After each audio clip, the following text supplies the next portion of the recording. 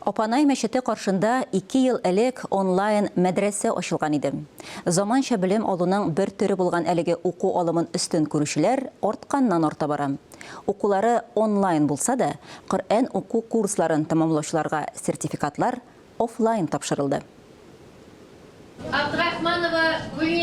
Дөньяви уку йортларынан тыш мәдрәсәдә белем алучылар өчен дә тантаналы рәвештә чыгарылыш кичәләре оештырыла. Bu мәдрәсәне без ачып җибәрдек 2 ел элек. Бүгенге көндә мәдрәсәбездә 5000 артык кеше укый. Һәм без сөйләбез, көннән-көн укучыларның саны арта бара. Коръәннең беренче ингән аяты сине барлыкка китергән Раббың исеме белән укы дип белем алырга чакыра. Бу хәдистән күренгәнчә динебез белем белән башлана.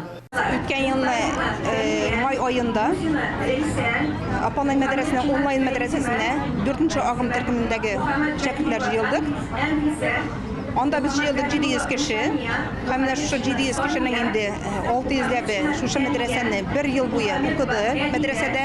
Ислам динендә белем алу ир-атка да, хатын-кызга да бер үк дәрәҗәдә фарыз. Әлеге тантанада Апанай мәдрәсәсе хатын-кызлар чыгарылышына сертификатлар тапшырды. Ахмедзянова Акрима, Ахмедзянова Гөлсирә. Онлайн курсларда Татарстаннан гына түгел, Россиянең төрле төбәкләреннән язылып укыйлар.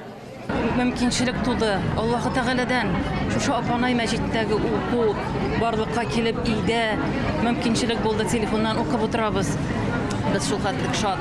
Сөенеп, бүгенге көндә бергә укыган иптәшләребез белән очрашып, фикерләр алышып, кем ничек тагын укуны камилләштерү өстендә эштәү турында сөйләштек.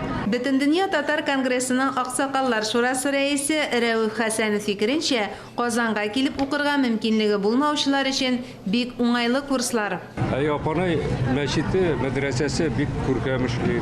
Алар шундый яхшы проектлар белән эшли беләләр, яшьләр белән эшли беләләр. Аларның имамнары да галим кешеләр.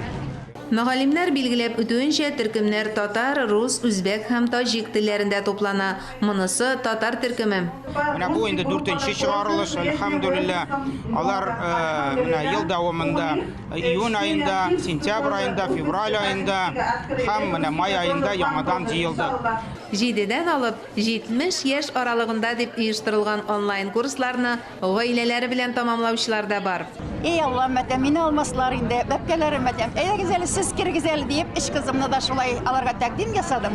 Алар чын күңелләреннән риза булып, бабаларының шушы дәвамчылары булырга, әбиләренең бик рәхәтләнеп риза булдылар. 2021 елда ачылган татар онлайн мәдрәсәсе беренче баскыч булса, Апанай мәдрәсәсе каршында оештырылган онлайн курслар Коръән өйрәнүчеләр өчен тагын бер заманча гыйлем мәйданчыгы. Мөршидә Җихан, Фәрит Җәләли, Татарстан яңалыклары.